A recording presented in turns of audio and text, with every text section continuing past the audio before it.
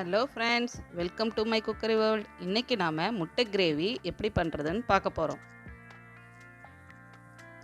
அதுக்கு நான் 6 முட்டையை வேக வச்சு எடுத்து வச்சுருக்கேன். அதை ஒரு ஃபோர்க் வச்சு இது மாதிரி குத்தி எடுத்து வச்சுக்கோங்க.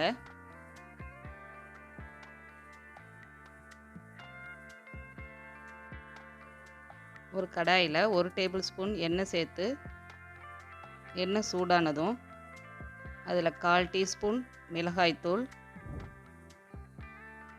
1/4 டீஸ்பூன் மஞ்சள் தூள்,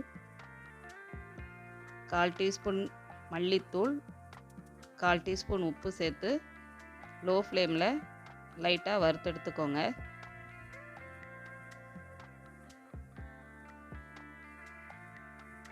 இப்போ இதில் நம்ம வேக வச்ச முட்டையை சேர்த்து ஒரு நிமிஷம் நல்லா ஃப்ரை பண்ணி எடுத்துக்கோங்க.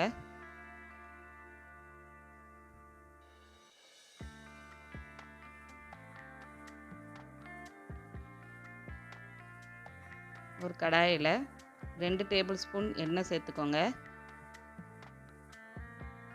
எண்ணெய் சூடானதும் 2 பட்டை, 2 கிராம்பு, 2 ஏலக்காய் சேர்த்துக்கோங்க. ஒரு பெரிய வெங்காயத்தை இது மாதிரி பொடி பொடியாக கட் பண்ணி சேர்த்துக்கோங்க. வெங்காயம் நல்லா ப்ரௌன் கலர் ஆகிற வரைக்கும் நல்லா வதக்கி எடுத்துக்கோங்க. ஒரு பச்சை மிளகாய் 1 கட் பண்ணி சேர்த்துக்கோங்க. 1 டீஸ்பூன் இஞ்சி பூண்டு விழுது சேர்த்து அதோட பச்சை வாசனை போகிற வரைக்கும் நல்லா வதக்கி எடுத்துக்கோங்க. இப்போ இது 1/4 டீஸ்பூன் மஞ்சள் தூள், 1/2 டீஸ்பூன் மிளகாய்த்தூள், 1/2 டீஸ்பூன் சீரகத்தூள், 1/2 டீஸ்பூன் மல்லித்தூள், 1/2 டீஸ்பூன் கரம் மசாலா சேர்த்து 1/2 டீஸ்பூன் பெப்பரும் சேர்த்துக்கோங்க. சேர்த்து இதுக்கு தேவையான அளவு உப்பு சேர்த்து நல்லா வதக்கி விட்டுக்கோங்க. கொஞ்சம் தண்ணி சேர்த்து நல்லா வதக்கிக்கோங்க. 2 மீடியம் சைஸ் தக்காளியை மிக்சியில் போட்டு அரைச்சி இதில் சேர்த்துக்கோங்க.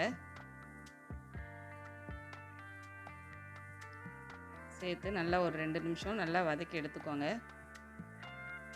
இதுக்கு கொஞ்சம் தேவையான அளவு தண்ணி சேர்த்து நல்லா கொதிக்க விடுங்க.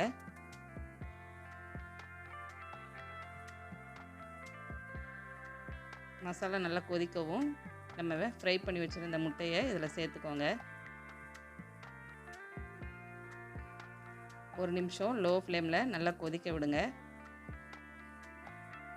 நல்லா கொதித்து எண்ணெய் பிரிஞ்சு வரவும் கொஞ்சம் மல்லித்தழையை சேர்த்து அடுப்பை ஆஃப் பண்ணிடுங்க. சுவையான முட்டை கிரேவி ரெடி.